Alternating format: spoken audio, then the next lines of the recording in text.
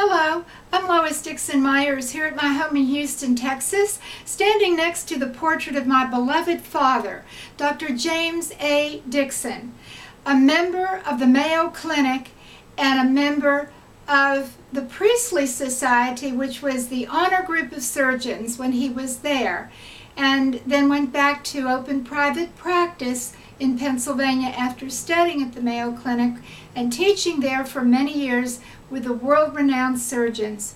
He always said that if America ever got socialized medicine, it would go bankrupt. Now, my father also did many operations for nothing, which was in the Mayo brothers' tradition. They believed that doctors were servants to mankind, and they practiced what they preached. If a patient came there to them needing care, did not have the money to pay, he didn't have to pay. He would be treated just the same as if people who did have money. And you were charged according to a sliding scale of your income. And I believe that that still holds true today. The reason I wanted to talk with y'all a little bit today was about the article yesterday in the Examiner newspaper, October 2nd, which cited Dr. Pease, that's P-E-A-S-E, who is an expert U.S. constitutional lawyer.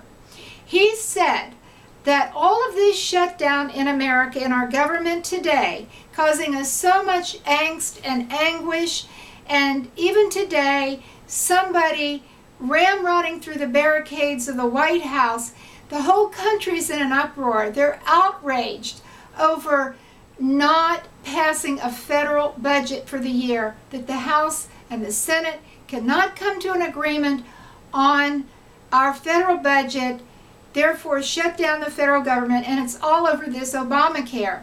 Well, Dr. Pease in this article said that this could have been avoided if the House of Representatives had only thought about the U.S. Supreme Court ruling of 2012, where Justice John Roberts said and ruled, along with the other Supreme Court justices, that Obamacare was unconstitutional. The reason being that it was a mandate, that is, a product, and the product was Obamacare, which the Constitution says the House or the Senate has no legal authority, no constitutional authority to force anybody in America to buy. Obamacare cannot be forced to be purchased. Therefore, the Supreme Court ruling said the only way that the House of Representatives could do anything with it, Obamacare, was to deem it as a tax. And in the last 2 or 3 years, because it has been deemed a very bad tax, a very bad idea, because it does not provide adequate patient care, and it's been proven to become known to be just absolutely unaffordable. And it's also costing jobs in America, and employers can't afford it, so they're laying people off. People are losing hours as well as jobs. Even James Hoffa, the president of the Teamsters Union, wrote a letter to get to the president to point this out and said, please, you've got to get rid of this Obamacare the way it is. Well, no one listened to the Supreme Court ruling in either the House or the Senate last week. And the House came up with a bill that said we can't agree as to how we're going to spend the federal government money, the taxes we've collected, the money in the fund, for all these different things that we need to pay for in the federal government's budget. But we will fund everything but not Obamacare. So then they included that all in the same bill, passed it to the Senate, who said, no, we're not going to deal with that. It's either all or nothing. What the House should have done, according to Dr. Pease, is put Obamacare in a separate standalone bill, because they were really not allowed to put a mandate product into the federal budget, because they're legally not allowed to mandate any product to make somebody have to pay for it, which Obamacare does.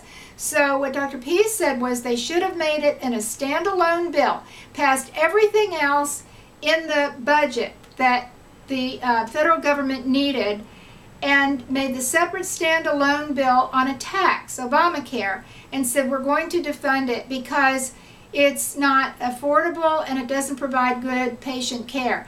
Then pass those two separate bills over to the House. And guess what? To the Senate, excuse me. The Senate could not have touched that Obamacare bill on a tax because the Senate does not have the authority to tax the people, nor does the President of the United States.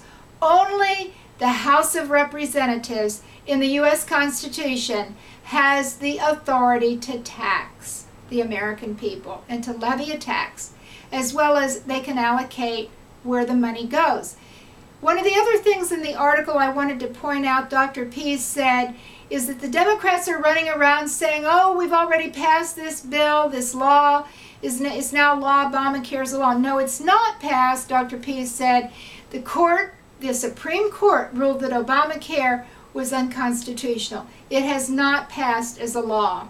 And Dr. Pease also pointed out that the way the Democrats tried to ramrod it through back in 2010, 2011 was to tell the Republicans if they didn't push through Obamacare, they were going to yank or pull or end the Medicaid money going to the states. But Justice John Roberts said that was a no-no.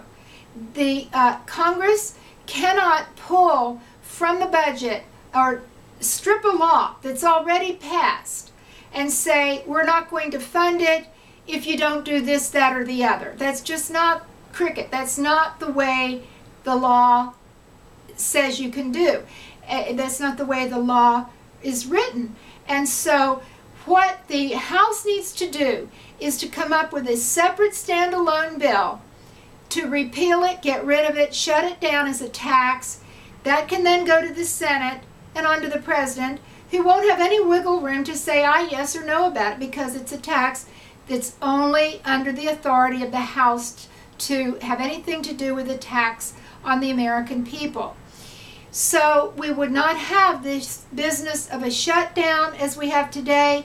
The House could have ironed out with the Senate and the President where they were going to spend the money that they do have on what items, which is the federal government's job to figure out the budget for the federal government.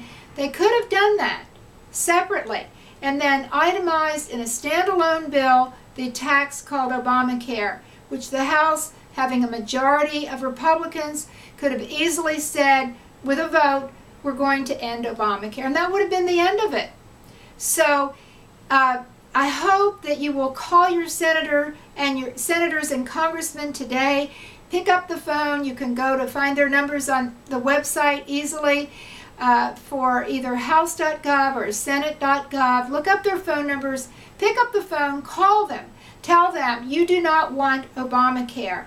It is bad for the American people, bad for patients, bad for workers, going to bankrupt America. We need to end it. Obamacare, nada, no more.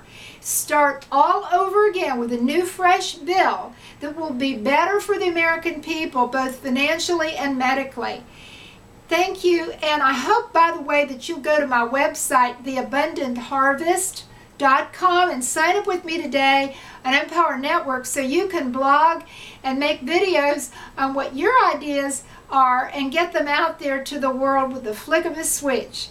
Thank you, and may God bless, and America. Thank you. May God bless you, and may God bless America, ending Obamacare.